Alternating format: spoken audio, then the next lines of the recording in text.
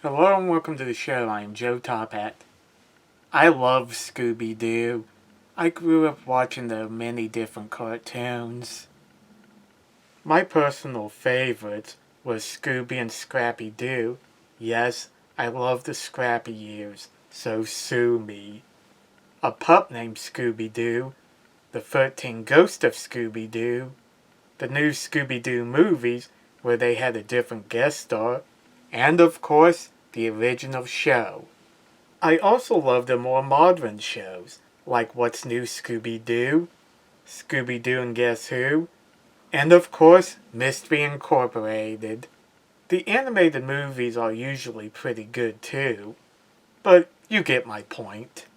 When I first heard they were making a new cartoon that was more mature, focused on Velma, the characters with the exception of Freddy are race swapped, and Scooby isn't in it. I thought it sounded like one of Freddy's crazy conspiracy theories from a pup named Scooby-Doo. Who would make anything so crazy? Red Herring and the Mole People? I really didn't believe this would happen. Then I saw the trailer. Oh boy, did I wish it was one of Freddy's crazy conspiracy theories. Just so you guys know, I've only watched the first episode of Velma. Normally, I would watch as many episodes as I can to judge a show. But in this case, one episode is more than enough. In fact, it was too much. Let's start by addressing the elephant in the room, the race swap. I've made it known in the past that I'm not a fan of it. It's my belief that if you want a character to be a certain color, you should create a new character instead of changing an existing one. Are there occasions where I'm okay with it? Yeah, actually, there are. I like Fenton on the reboot DuckTales, Guinevere in Merlin, and Pete Ross in Smallville. The difference between these shows and Velma is that, 1, they were actually good characters, and 2, they were likable. The same can't be said for Velma. There doesn't seem to be a good reason to make Velma Indian, Daphne half Asian, and Shaggy, Norville, black. Then again, there usually isn't a good reason to change a character's race. Only Freddy is allowed to remain white, but he seems to be the butt of the jokes. He's portrayed as a privileged white guy who is also a big jerk. That's not Freddy at all. He's usually pretty likable. He also can't do the simplest things like cut his own meat. Half the time, it feels like the show's writers are using Freddy to express their hatred for white people. Freddy was never my favorite Scooby-Doo character, but I knew a lot of people who loved him. The reason why they love him is because he's the no-nonsense leader of the group.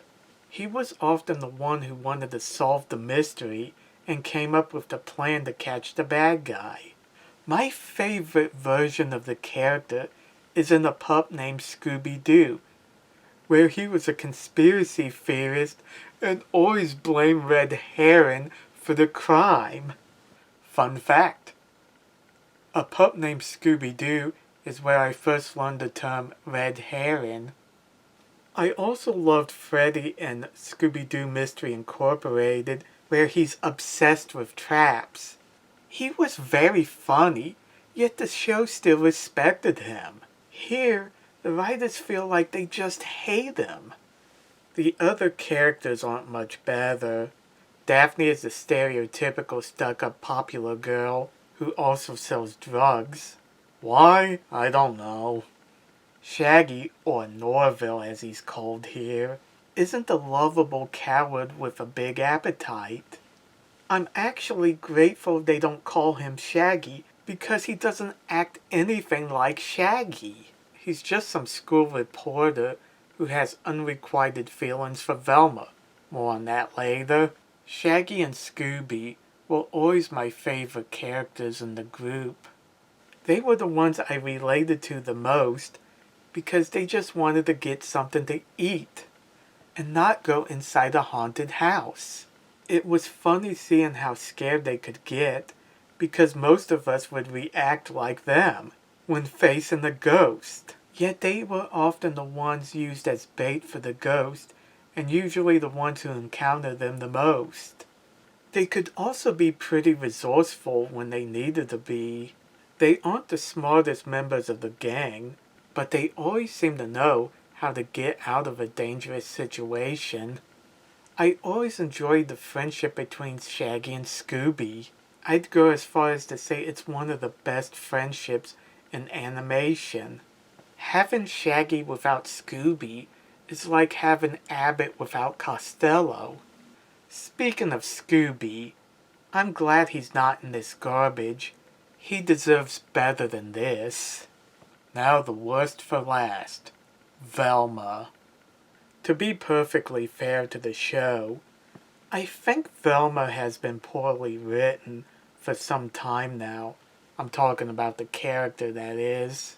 A good example of what I'm talking about is in Return to Zombie Island, where she refuses to accept what happened on Zombie Island was the result of the supernatural.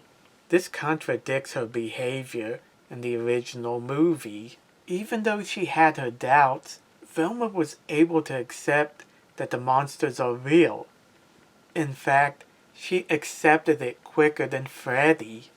I also thought she could be unnecessarily mean to Shaggy and Mystery Incorporated, though I'm more willing to give her a pass since she had a lot of redeeming qualities. In this show, there is nothing redeemable about Velma. She's judgmental, selfish, and very hateful. She spends most of her time dissing everyone around her. It's strange how unlikable they made her. I admit that Velma was never my favorite character in Scooby-Doo, but I never hated her. She was the smartest member of the group, and she can be pretty funny. I'm assuming that the show is going to give her a character arc where she becomes a better person, but she's so unlikable, I don't really care to see that transformation. In fact, I don't think she'll get much better from here on. So, what is Velma's backstory? Apparently, she loved solving mysteries when she was a child. Her mom was like some mystery writer who left her mysteries to solve. Then one Christmas, she left and never came back. Now, Velma has hallucinations every time she tries to solve a mystery because she feels guilty about driving her mom away. In a better show, this could actually work, but it's wasted here because the show is more interested in bad meta humor, being as gross as it can, and pushing an agenda than in telling a good story with character growth. Now, about her relationship with Norville. Norville is like the only person in the entire world who likes Velma. Why? I don't know.